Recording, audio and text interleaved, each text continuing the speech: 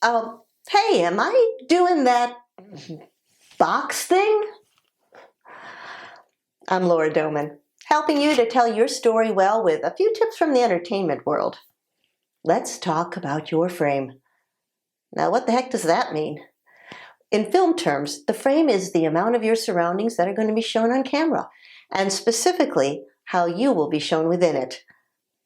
Just imagine you're a painting set within a picture frame, but unlike a wall painting where the frame could be customized to fit the size of the painting, you, the painting, have to fit within a predetermined frame.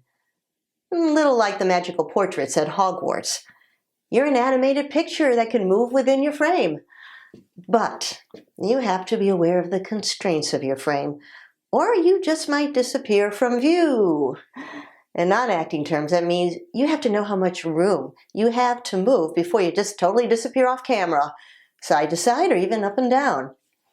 And like with a picture frame, there is a top, bottom, and left and right sides.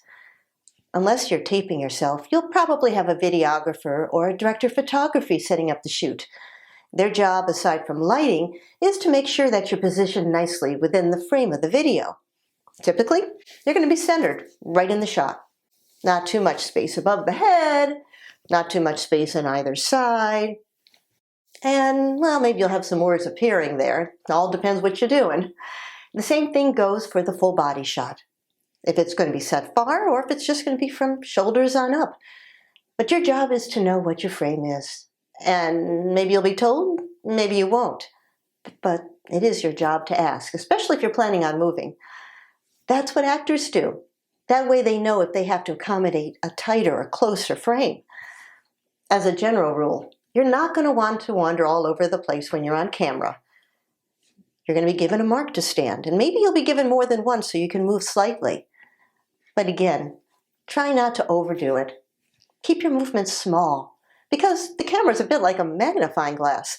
Small movements like this, and I've moved maybe an inch to the side, are obvious on camera. Larger ones, like those we can make in real life, can be jarring and will be seen as huge movements. The same thing goes for anything that's very animated. Careful. Keep everything small. Otherwise, you might just be looked at as a bit spastic, or your movement will just distract from your message. The best thing to do is just to stand comfortably and squarely on your 2 feet. Even shifting your weight over to one side can make a difference on camera. Now, that's not to say you should stand stiff as a board. That just tells everybody you might be uncomfortable, or maybe you're about to say something dishonest or untrue. What you want to do is just be comfortable. You can practice it on your phone if you want, just so you get an idea of what it looks like on camera. You can also sit, but don't slouch. That camera will exaggerate any leaning, whether you're leaning towards the back or to the side. A backless stool is great for this, because it kind of forces you to sit upright, and there's no back of the chair that's going to show. But traditionally, it's best to be standing if you can. You'll project a lot more energy that way, and you're going to feel it. Now, you can do a few little things, like angle your body, maybe from side to side. You could even lean in or take a small step in, so that you're talking more sincerely, perhaps to the viewer, and saying something very important. Just know your physical space and your limitations, and keep your movements small. It truly is a case of a little bit going a long way. So do you have any questions or comments? If so, drop them in the comments below, or send me an email, laura@lauradoman.com.